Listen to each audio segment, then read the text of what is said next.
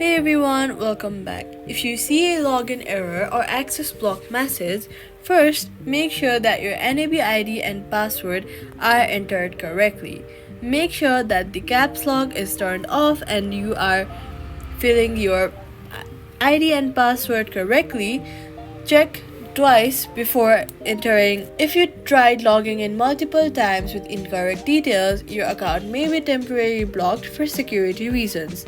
Wait for a short time before trying again, or reset your password using the Forgot Password option.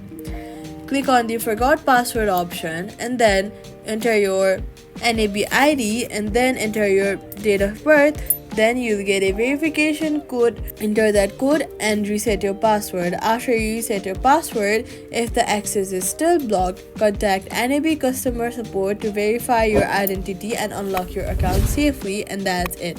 Subscribe for more quick fixes.